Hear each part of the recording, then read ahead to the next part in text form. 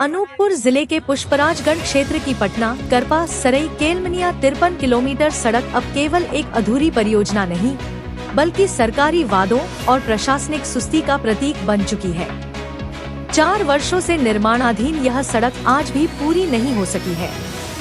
7 बार आंदोलन हुए, 2 विधानसभा और 2 लोकसभा चुनाव गुजर गए, लेकिन हालात जस के तस हैं।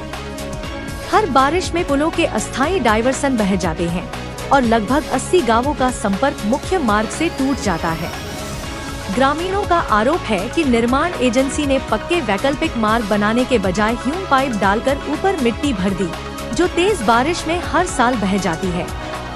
इससे मरीजों, छात्रों, किसानों और आम लोगों को भारी परेशानियों का सामना करना पड़ता है। कई गांवों में आवागमन पूरी तरह ठप हो जाता है। दूसरी ओर जिन किसानों की जमीन पर पिछले 4 वर्षों से अस्थायी डायवर्सन बनाया गया है, उन्हें अब तक उचित मुआवजा नहीं मिला। किसानों का कहना है कि वे अपनी जमीन पर खेती भी नहीं कर पा रहे हैं।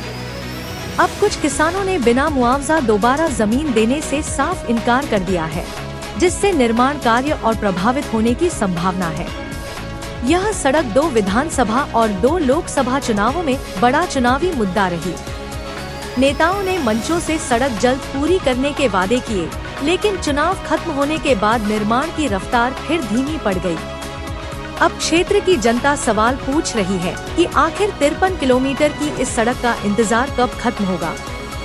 विकास के दावों के बीच 80 गांवों की जिंदगी आज भी अधूरी सड़क और टूटे हुए डायवर्सनों के भरोसे चल रही है। TVCL के द्वारा जो रोड बनाया जा रहा है पटना करपा हिरगमा केलमनिया मार्ग में, ग्राम पंचायत सरई में जो पुलिया का निर्माण किया जा रहा था, ग्रामीण जनों के खेत के तरफ से डायवर्सन जो दिया गया था, डायवर्सन में बात हुई थी कि आश्वासन दिया गया था कि 15,000 रुपये आपको कृषकों को दिया जाएगा, लेकिन आज तक ना 15,000 रुपये दिया गया और ना कुछ मिल पाया।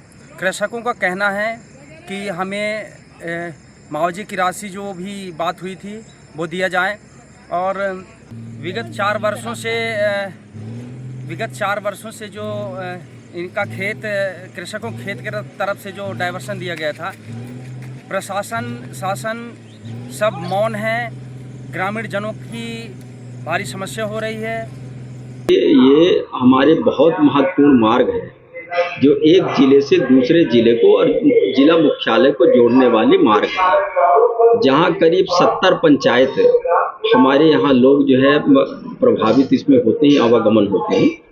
अनवरत बच्चे आते जाते रहते हैं, यूनिवर्सिटी तक बच्चे आते पढ़ने के लिए, तमाम अन्य विद्यालयों में, वरिष्ठ विद्यालयों में जाते हैं।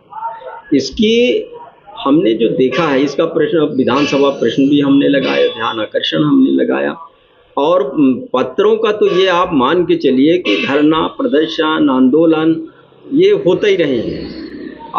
अभी 25 तारीख को हमारे संगठन ने हमारा एक आवेदन दिया, ज्ञापन दिया कि आप तत्काल इसकी मरम्मत कराइए, क्योंकि बरसात का समय जुलाई से हमारा लग जाएगा और आने जाने में पुनः वही स्थिति हो गई। अभी 8 तारीख को ही इसी में जुलाई में हमने कलेक्टर अनूपपुर को लिख के पुनः अनुरोध किए कि भाई अब जटिल समस्या बारिश होती प्रारंभ हो गई है, अब फिर हमें वही परेशानियां झेलने, क्षेत्रवासियों को झेलना पड़ेगा।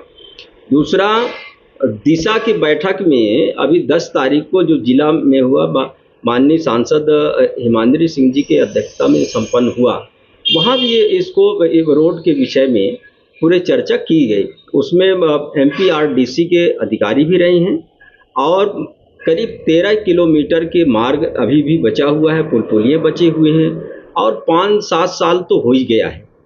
और इसमें पूर्णतः मैं मानता हूं कि प्रशासन की लापरवाही के कारण जो है अब जनता को उसके गुनाह भोगना पड़ रहा है। इसमें प्रशासन की है।